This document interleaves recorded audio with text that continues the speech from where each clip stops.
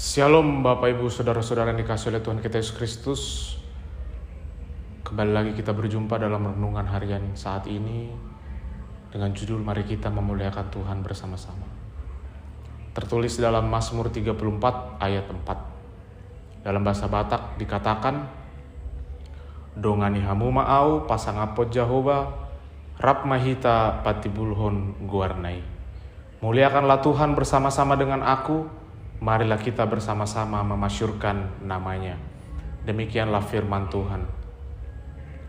Mazmur 34 ini yang menjadi renungan kita saat ini adalah nyanyian Daud ketika ia diselamatkan dari bahaya besar.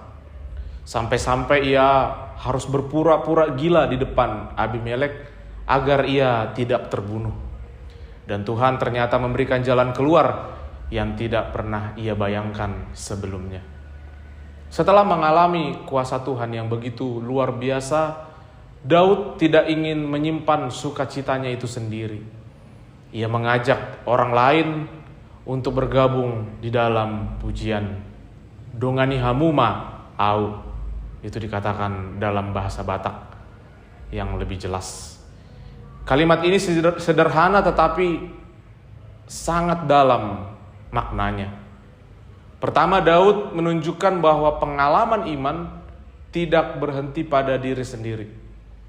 Kalau kita hanya menikmati berkat Tuhan seorang diri, itu hanya akan berhenti kepada egoisme rohani. Tetapi ketika kita mengajak orang lain, sukacita itu bertumbuh dan menjadi kesaksian. Daud tahu bahwa kemuliaan Tuhan akan semakin nyata jika umat bersama-sama meninggikan namanya. Saudara-saudara yang dikasihi oleh Tuhan kita Yesus Kristus, dalam kehidupan kita sehari-hari seringkali kita merasa iman itu adalah urusan pribadi. Kita berdoa sendiri, menyanyi sendiri, bahkan merasa cukup jika kita sudah percaya atau beriman sendiri.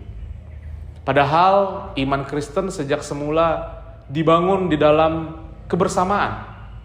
Gereja berdiri karena ada jemaat yang berkumpul. Umat Israel menjadi kuat karena mereka juga beribadah secara bersama-sama. Dan Tuhan Yesus pun berkata, di mana 2 atau 3 orang berkumpul dalam namaku, di situ aku ada di tengah-tengah mereka.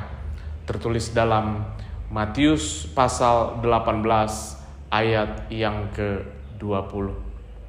Perhatikan kata yang dipakai Daud, patibulhon guarna. Artinya meninggikan nama Tuhan, memasyurkannya, mengangkatnya lebih tinggi daripada segala nama lain.